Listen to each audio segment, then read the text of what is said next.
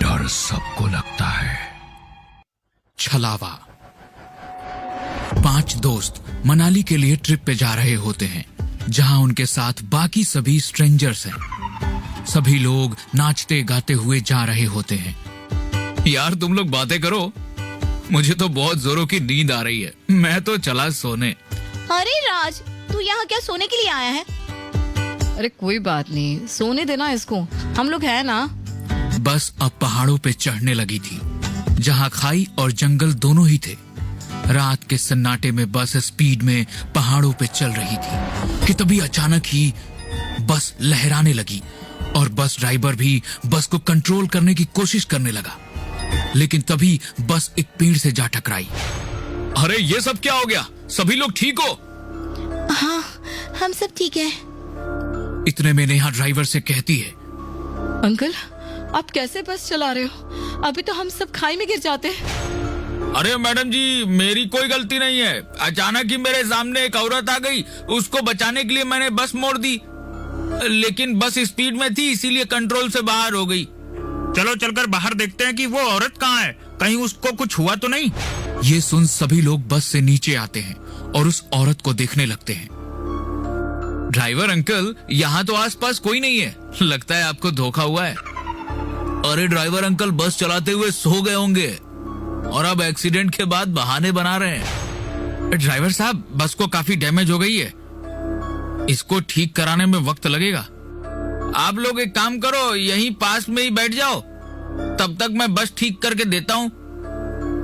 ये लो, अब हमें इसी जंगल में कैंपिंग करनी पड़ेगी। अरे कोई बात नहीं, कुछ ही देर में बस ठीक हो जाएगी।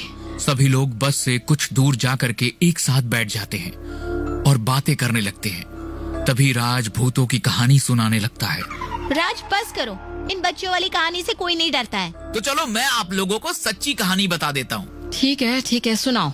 कहा जाता है कि जब भी कोई रात के वक्त अकेले घने जंगलों में से ट्रेवल कर रहा होता है तो छलावे के जाल में फंस जाता है। छलावा? सच में ऐसा कुछ नहीं होता है, ये सब बस लोगों को डराने के लिए कहानियां बनाई गई हैं। नहीं, इस बारे में तो मैंने भी सुना है कि छलावा अगर किसी को देख ले तो उसका मरना तय है।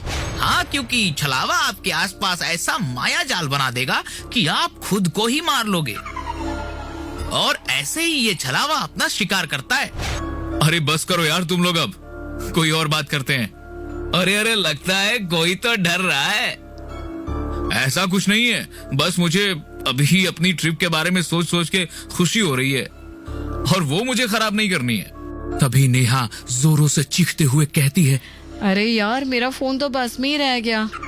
तो इतना परेशान क्यों रही हो, मैं लेकर आता हूँ। ऐसा कहकर पवन बस की तरफ जाने लगता है और तभी वो बस में आकर देखता है तो नेहा अभी भी बस के अंदर होती है। नेहा, तुम बस में कैसे आई? अभी तो तुम बाहर थी ना? तुम ये कैसी बात कर रहे हो? मैं तो बस में ही थी। और तुम कब बस से बाहर गए? अरे अभी तो बस खराब होने के बाद। ये तुम कैसी बात कर रहे हो? बस तो एकदम सही है और अभी हम सब बस के अंदर ही तो हैं। तभी पवन अपने आसपास देखता है, जहां अब सभी लोग बस में ही थे। ये देख पवन को कुछ समझ नहीं आता और वो ड्राइवर के पास जाकर कहता है, ड्राइवर अंकल, अभी कुछ देर पहले आपसे बस का एक्सीडेंट हो गया था, जिसके बाद आप बस ठीक करने में लग गए थे। नहीं, ऐसा तो कुछ भी नहीं हुआ है और बस तो सिटी से यहाँ तक नॉन स्टॉप चलते हुए आई है। लगता है मैंने कोई सपना देखा होगा। अपनी सीट पे आकर बैठ जाता है और बैठे बैठे अब पवन बाहर देखने लगता है, जहाँ जंगल और पहाड़ थे। तभी पवन देखता है कि बस बिल्कुल वैसे ही पेड़ से टकरा रखी है जैसी उनकी बस का एक्सीडेंट हुआ था, और पवन बस का नंबर देखकर समझ जाता है वो बस वही बस है जिससे वो लोग ट्रेवल कर रहे थे।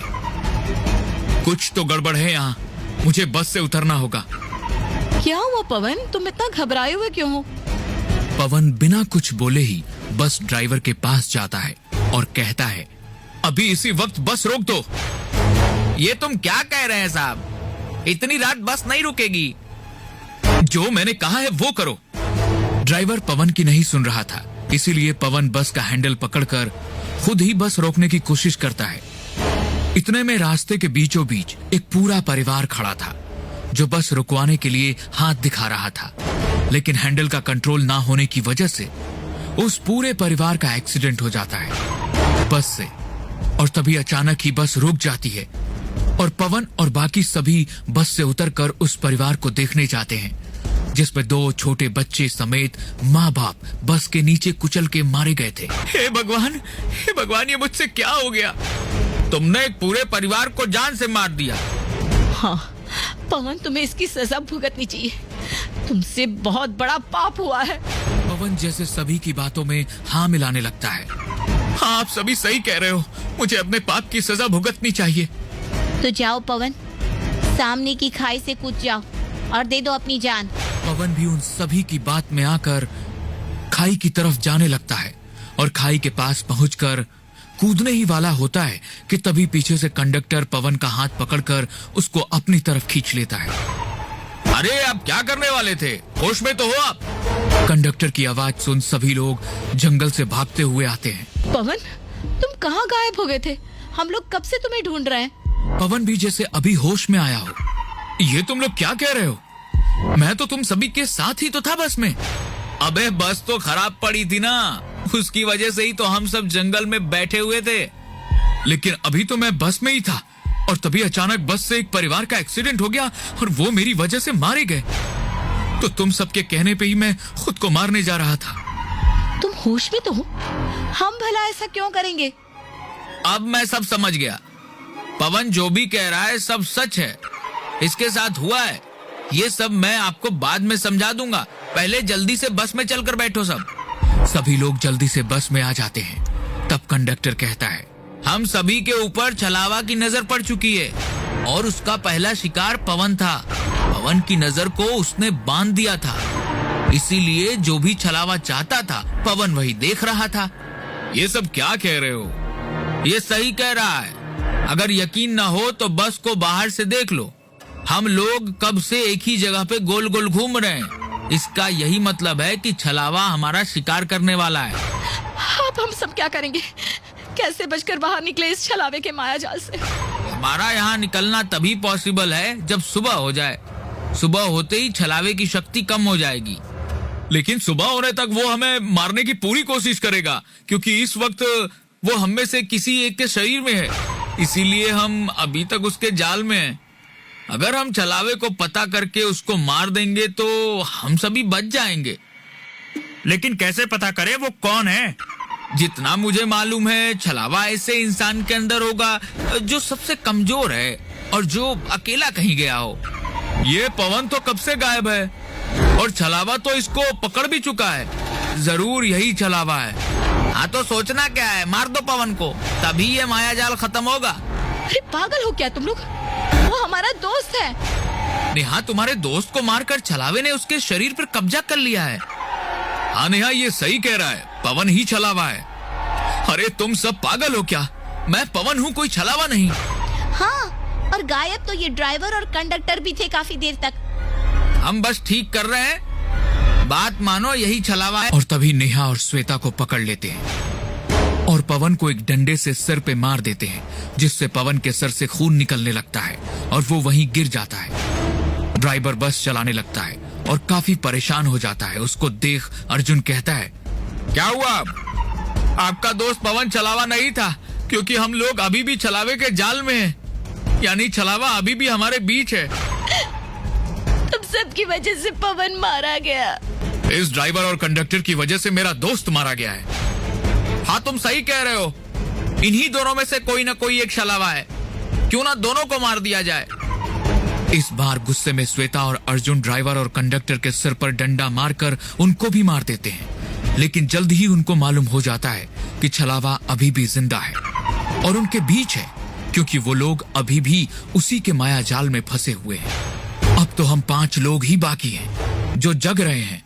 बाकी सभी तो छलावा के माया जाल की वजह से सो रहे हैं और कुछ मारे गए, यानी छलावा इन 5 लोगों में से किसी एक में है। नेहा, तुमने ही तो फोन लाने के लिए पवन को भेजा था, कहीं तुम तो छलावा नहीं हो? मुझे मत बोलो, इस सूरज को देखो, दूसरों को भड़काकर लोगों को मरवा रहा है। देखो, मुझे जिंदा अपने घर जाना है। वैसे भी श्वेता को देखो, उसने तो ड्राइवर को कितनी बेरहमी से मारा। चाहती तो ड्राइवर को घायल करके छोड़ देती, लेकिन नहीं, उसने तो मार ही दिया। तभी नेहा और अर्जुन श्वेता को मारने के लिए आगे आने लगते हैं और राज श्वेता को पकड़ लेता है और नेहा उसका गला दबाने लगती है। तभी अर्जुन एक लोहे की रॉड लेकर आता है और श्वेता को मारने के लिए आगे बढ़ रहा होता है। अब तुम्हारा खेल खत्म हुआ छलावे। इतना कहकर अर्जुन लोहे की रॉड को सूरज के सर पे मार देता है। ये देख सभी दोस्त हैरान रह जाते हैं और सूरज के सिर से तेजी से खून निकलने लगता है और देखते ही देखते सूरज का चेहरा खौफनाक हो जाता है और वो छलावा बन जाता है। तुम्हें कैसे पता लगा कि ये छलावा है? क्योंकि मैं काफी देर से इसकी सारी बातें याद कर रहा था। पहले इसने एक एक करके सभी को लड़वाया, फिर हम लोगों को टारगेट किया, और जब तुम लोग श्वेता को मारने के लिए पकड़ रहे थे तो ये पीछे से हंस रहा था, जिसको हंसते हुए मैंने शीशे में देख लिया था। लोहे की रॉड उठाते वक्त उसी वक्त मैं समझ गया था कि यही छलावा है। मुझे कोई भी नहीं मार सकता, मैं छलावा हूँ, मैं फिर आऊंगा। ऐसा कहकर छलावा वहां से गायब हो जाता है और थोड़ी देर में वहां सुबह हो जाती है और सभी दोस्त अपना एक दोस्त खोने की वजह से काफी दुखी थे और रोते हुए इस जंगल और छलावे से दूर चलते जा रहे थे।